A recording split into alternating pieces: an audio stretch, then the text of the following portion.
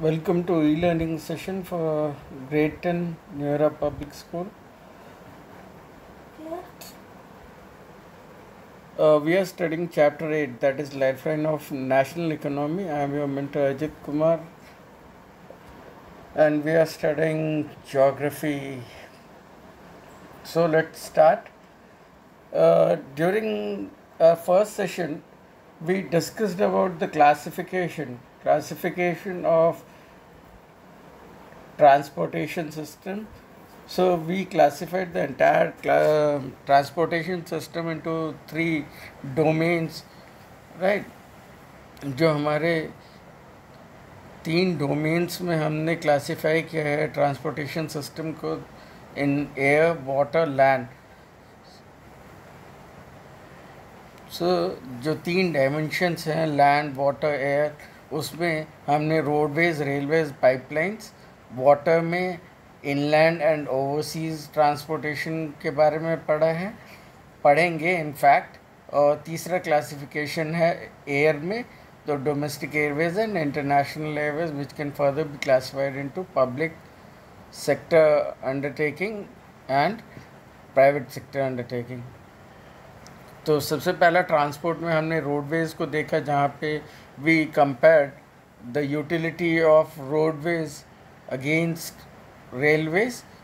So what are the advantages? तो 6 major advantages के बारे में हमने डिस्कस किया. Then again we classified roadways in 6 different categories, that is golden quadrilateral super highway, national highways, state highways, district roads, other roads, border roads. Here other road means rural roads. ठीक. उसके बाद during our next session we discussed about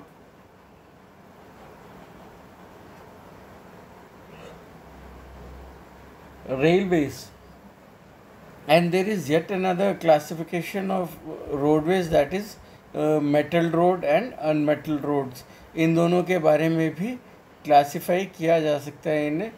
जहाँ road के construction में we are using cement, concrete, metals, ऐसी जगह जो road का कंस्ट्रक्शन है which is all weather motorable roads, ठीक, तो उन्हें बोल दिया जाएगा मेटल रोड्स. और जहाँ पे मड को यूज़ कर रहे हैं, जो रेनी सीज़न में रोड ख़राब हो जाता है, जो अनमोटरेबल रोड है, ऑल वेदर रोड नहीं है, उसे अनमेटल रोड बोला हम लोगों ने. Next was railways. Railways stand second because first is transport, road transport. Road transport में हमारे पास 56 लाख किलोमीटर्स का रोड है, वेर एज रेलवेज में हमारे पास 1,23,000 अप्रॉक्सीमेटली है ट्रैक लेंथ.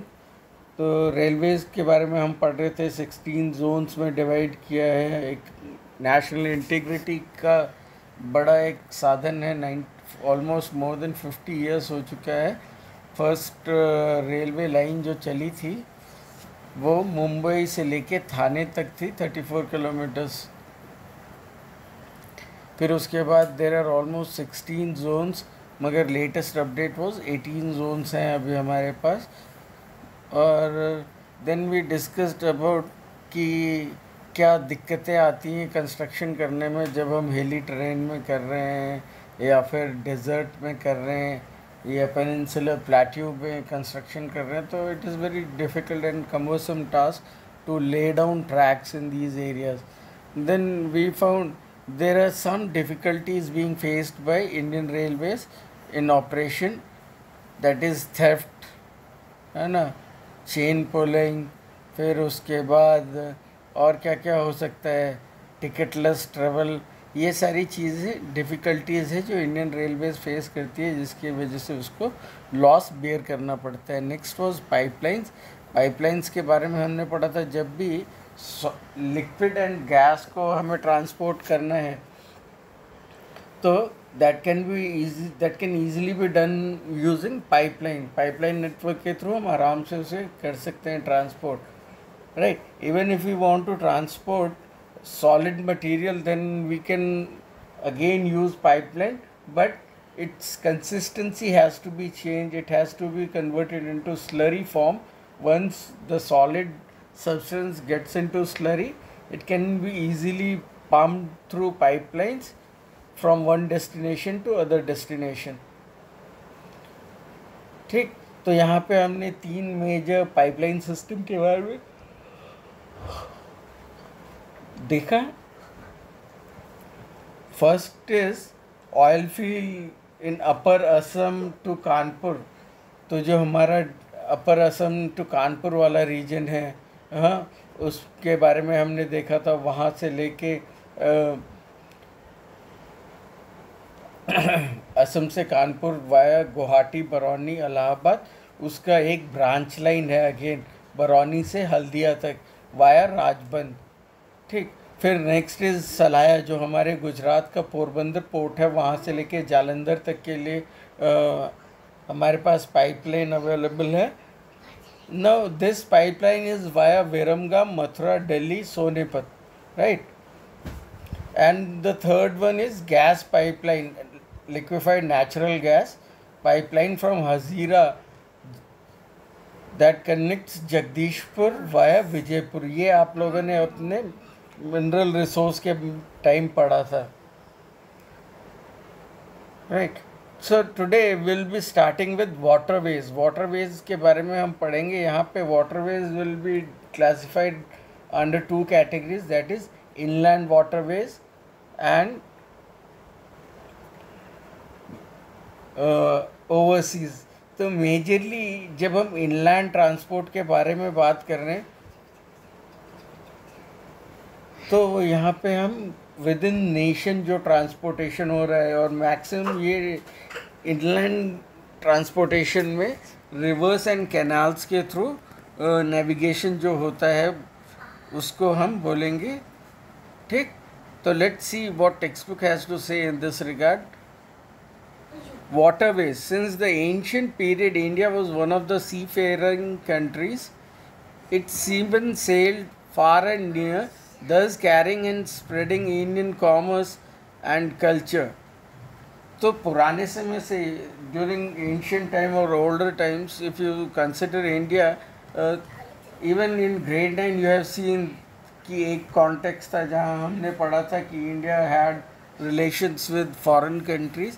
तो हमने देखा था कि हमारी कंट्री का muslin and cloth is being exported to other countries. फिर हमारे other commodities like condiments and garam masala is being exported those days.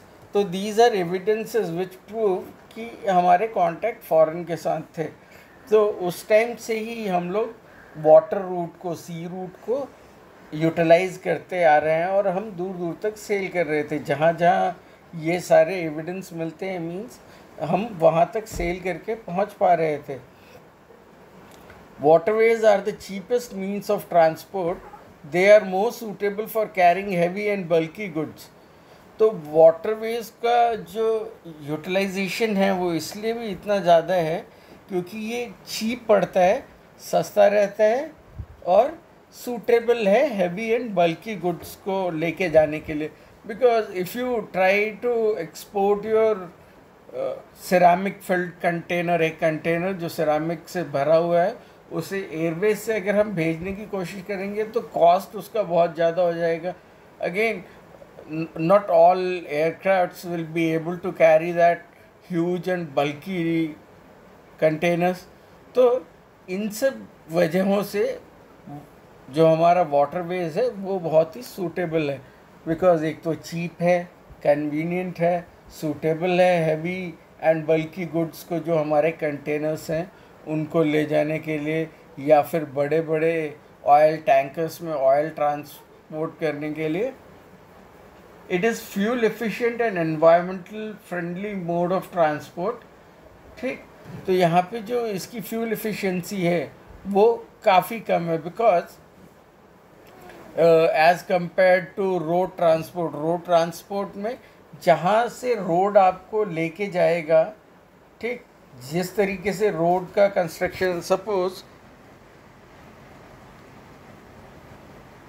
This is your map and if you want to travel from this destination to this destination, you don't have the privilege to travel directly from point A to B. You'll have to only rely on the road being provided using national highway और state highways, और जो भी road आपको available है उसको आपको utilise करना पड़ेगा. तो इस कंडीशन में क्या हो सकता है, कई बार हमारा डिस्टेंस बढ़ जाएगा. मगर suppose you want to travel from this point, that is Mumbai harbour, to African country, so ships can take direct course. यहाँ से सीधा अपना कोर्स यहाँ के लिए सेट करके आराम से जा सकता है, बिकॉज यहाँ पे तो कोई रोड है नहीं, राइट. सो इस कंडीशन में हमेशा ये बेनिफिट रहेगा. तो हमेशा फ्यूल एफिशिएंसी रहती है, एनवायरमेंटल फ्रेंडली रहेगा. ये सारे एडवांटेजेस हैं. If you are being asked कि what are the advantages of waterways over other means of transport, so you can write these are easy means for transportation, cheapest means of transportation, suitable for carrying heavy and bulky goods, it is fuel efficient and environmental friendly mode of transport. ठीक, तो ये सारे इसके यहाँ से यहाँ तक अगर आप देखें,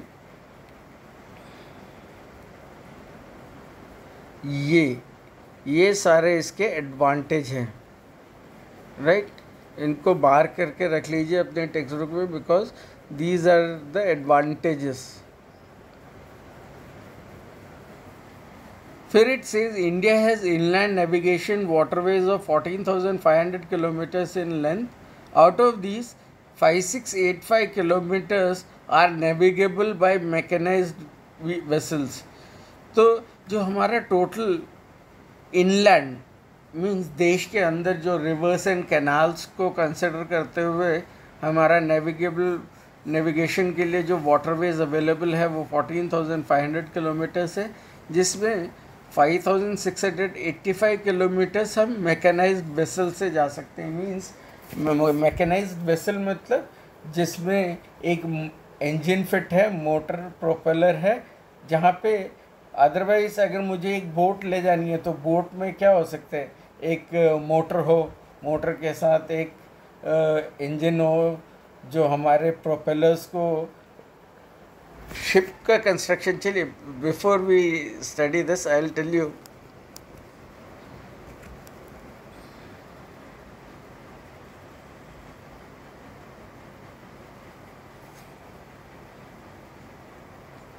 जो भी वेसल्स होते हैं या शिप्स होते हैं, उनका यूजुअल कंस्ट्रक्शन क्या होता है कि अगर ये शिप है, राइट, तो जब शिप में हमने लोड नहीं किया है, ये शिप एकदम खाली है, तो उस टाइम उसका इतना पोर्शन तकरीबन वाटर में सबमर्ज रहेगा और बाकी ऊपर रहेगा, राइट.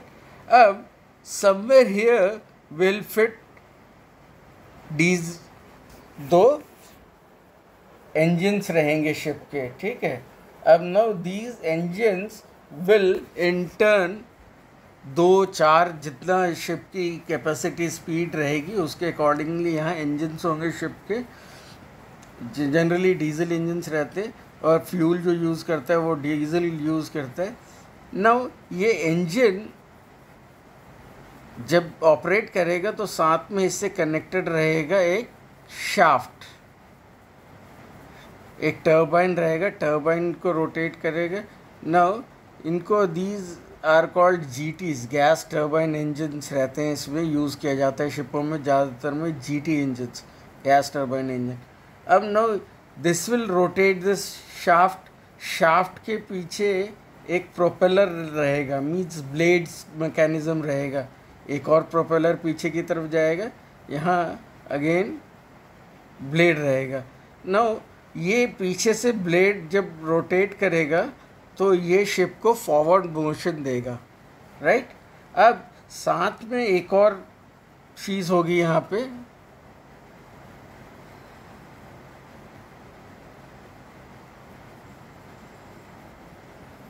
तो यहाँ तो हो गया हमारे पास प्रोपेलर जो हमें ये फॉरवर्ड मोशन दे रहा है, साथ में एक रडर रहता है जो शिप को साइड वाइज डायरेक्शन टर्न करने के लिए हेल्प करता है, राइट।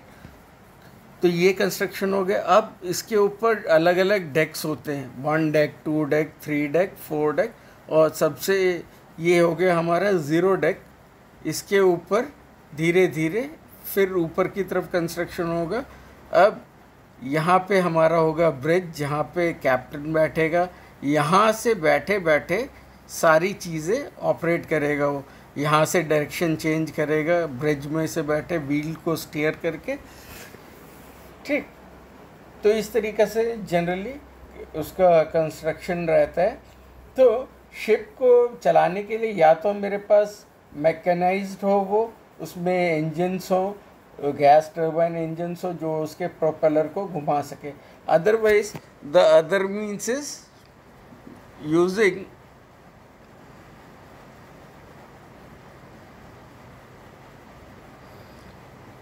ओर्स, ये जो बोलते हैं ना चप्पू चलाना, चप्पू को नेवल टर्मिनोलॉजी में कहा जाता है ओर्स। ओर्स से चलाया जा सकता है। अगर ये भी नहीं करना, मैं ये भी नहीं करना चाहता हूँ, तो what I can do is I can fix sail in this. यहाँ से सेल आएगा, सेल लगा देंगे इसमें। जब हवा विंड के फोर्स को यूज़ करके इसको फॉरवर्ड मूवमेंट मिलेगा, ठीक। तो ये जो दो मेथड हैं जहाँ सेल एंड ओर्स को यूज़ कर रहे हैं, चप्पू लगा रहे हैं, तो वो तो हो गया मैनुअल। जहाँ हम मोटर्स को यूज़ कर रहे हैं, इंजन्स को यूज़ कर रहे हैं, वो हो जाएगा मैकेनाइज्ड वेसल्स। तो 14,500 किलोमीटर्स की लेंथ में से 5,685 किलोमीटर्स जो है वो नेविगेबल है बाय मैकेनाइज्ड वेसल्स। यहाँ स्टीमर हो सकते हैं, मोटर बोट्स हो सकते हैं, शिप्स हो सकते हैं छोटे छोटे, ठीक। The following waterways have been declared as national waterways by government. अब मेजरली हमारे पास यहाँ पे 5 वाटरवेज हैं जिनको गवर्नमेंट ने डिक्लेयर किया हुआ है national waterways. First is Ganga river. Ganga river में national waterways number 1 which is spread from Allahabad to Haldia. Let's see. Okay, check.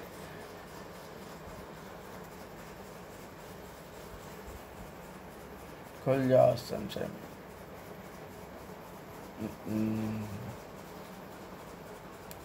Give me a second, moment please.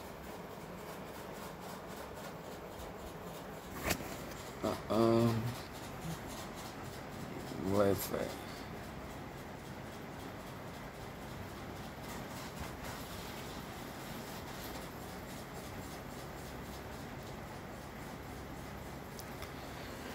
चलिए, जो हमारा फर्स्ट वाटरवेज है national waterways number 1, that is on Ganga river, जो हल्दिया से लेके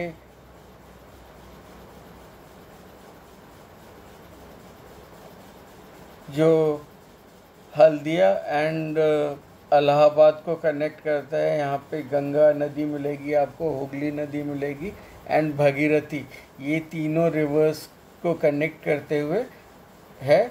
और इसको इसके साथ अगर आप देखेंगे कौन कौन से स्टेट से होके गुजरता है, तो UP, Bihar, Jharkhand and West Bengal, that is constructed between Haldia and Allahabad. Now next is number 2 waterways number 2, that is Brahmaputra to Dhubri. Brahmaputra river के ऊपर कंस्ट्रक्ट किया गया है। Dhubri to Sadiya, it is 891 kilometres. Again Assam, West Bengal, Arunachal Pradesh and Meghalaya, in 3 states को सर्व करता है ये। और कौन से रिवर पे है, तो that is Brahmaputra. Now third is national waterways number 3, west coast canal, Kollam to Kottapuram. तो यहाँ पे जो उदयमंगलम कैनाल है उससे कनेक्ट करता हुआ इन 2 पॉइंट्स को कनेक्ट करेगा, ये कोटापुरम एंड कोल्लम, ठीक। And moreover waterways, national waterways तो चलो रिकग्नाइज बाय गवर्नमेंट ने रिकग्नाइज किया। इफ समवन ऑफ यू या anybody who has visited Alleppey in Kerala, तो Alleppey in Kerala is also known as Venice of east. तो केरला में जब आप जाएंगे एलेप्पी डिस्ट्रिक्ट में, तो वहाँ पे सारे विलेजेस एक दूसरे से कनेक्टेड हैं छोटे छोटे रिवर्स के थ्रू, और उन रिवर्स को क्रॉस करने के लिए बोट्स, ठीक। तो एक्सटेंसिवली एलेप्पी डिस्ट्रिक्ट एंड उसके एडजॉइनिंग डिस्ट्रिक्ट में छोटे छोटे रिवर्स के साथ कनेक्ट किया हुआ है कैनाल सिस्टम के थ्रू, जैसा वेनिस में होता है। Now national waterways number 4, that is through Godavari, Krishna and other canals connecting Kakinada to Puducherry. Puducherry is Pondicherry, जो अभी हमारा पुराना पौंडीचेरी था अब वो पुडुचेरी है। तो Andhra Pradesh, Tamil Nadu and union territory of Puducherry और पौंडीचेरी, इसका लेंथ जो है 1078 किलोमीटर्स है। Now next is national waterways number 5 between Brahmani delta canals, ठीक। यहाँ गोयनखाली से तालशेर तक है 588 किलोमीटर्स, ओडिशा एंड वेस्ट बंगाल के बीच में ये वाला एक्सटेंट जो है हमारा, ये एक्सटेंट, ठीक, ये होगा national waterways number 5। And this national waterways number 6 this is in process, ठीक। तो ये अभी इस पे काम चल रहा है। Now let's again refer to our textbook, what our textbook has to say on this. The Ganga River between Allahabad and Haldia, National Waterways number 1. Brahmaputra River between Sadia and Dhubri, जो हमने असम की तरफ देखा था, that is number 2. West Coast Canal in Kerala, Kottapuram, Kollam, Udayamangalam, Champakara canals 205 kilometres, national waterways number 3 जो केरला में हमने mark किया था। Specified stretches of Godavari Krishna rivers along Kakinada to Puducherry stretch of canals, जो तीसरा हमने देखा था जहाँ पे काकीनाडा, जो कि आंध्र प्रदेश में लोकेटेड है, काकीनाडा से पौंडीचेरी तक का जो है, जिसका लेंथ 1078 किलोमीटर्स है, that is national waterways number 2। Now the fifth one is specified stretches of Brahmani along with Matai River, delta channels of Mahanadi and Brahmani rivers, and East Coast Canal, that is 588 kilometers north, national waterways number 5। तो ये 5 major inland waterway system है हमारे पास। There are some other inland waterways on which substantial transportation takes place. These are Mandvi, Zuari, Kumbharja, Sundarbans, Barak and backwaters of Kerala, जिसकी मैं बात कर रहा था एलेप्पी डिस्ट्रिक्ट वाले backwaters की। Apart from these, India's trade with foreign countries is carried out from ports located along the coast. 95% of the country's trade volume is moved by sea. चलिए, तो यहाँ पे ये बोलते हैं जो हमारा टोटल जो गुड्स, फिनिश्ड गुड जो हम इंपोर्ट करते हैं या एक्सपोर्ट करते हैं, उसमें से 95% जो सामान है वो वाटरवेज के थ्रू मूव किया जाता है, राइट। और जो हमारा फॉरेन कंट्रीज़ के साथ सामान को लाने ले जाने का नेविगेशन का काम है, वो इंडिया का तो हमारा कोस्ट लाइन वैसे ही काफ़ी बड़ा है, तो पूरे कोस्ट लाइन पे जो हमारे पोर्ट्स लोकेटेड हैं उनके थ्रू ये काम हो पाएगा। तो there are some other national waterways also, उनके बारे में भी देख लेते हैं थोड़ा सा, जो अभी हम पढ़ रहे थे। जुआरी,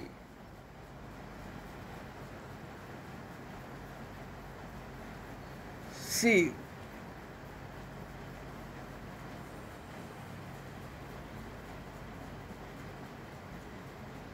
till नेशनल वाटरवेज नंबर 5 हम देख चुके हैं, जहाँ पे तालशर से लेके गोइनखाली तक है. Now next is LAP national waterways number 8, Alleppey Shanganasheri Canal, then Ajay River, Ellapura Kottayam Athirampura Canal in again Kerala, फिर अम्बा रिवर इन महाराष्ट्र. तो इस तरीके से बेतवा रिवर पे है, ब्यास रिवर में है, बराक रिवर में है, Bhima. Again there is huge list. Actually, there are around 111. और गोवा का जुआरी रिवर. तो ये छोटे छोटे लेंथ के हैं. हमने जो नेशनल वाटरवेज 5 पढ़े वो कंसिडरेबल लेंथ, जिनका लेंथ तकरीबन 500 किलोमीटर से ज़्यादा था, उनके बारे में बात की है. ठीक. तो you can also refer this on Wikipedia से मैंने इसको डेटा को एक्सट्रैक्ट किया है. If you want you can also refer this, and even this map is there. ठीक. चलिए, with this we'll put an end to today's session, and tomorrow we'll be studying about major sea ports. Major sea ports के बारे में हम कल चर्चा करेंगे. Right. चलिए, तो I am signing out for today. Tomorrow will continue with this session. चलिए, बाय बाय.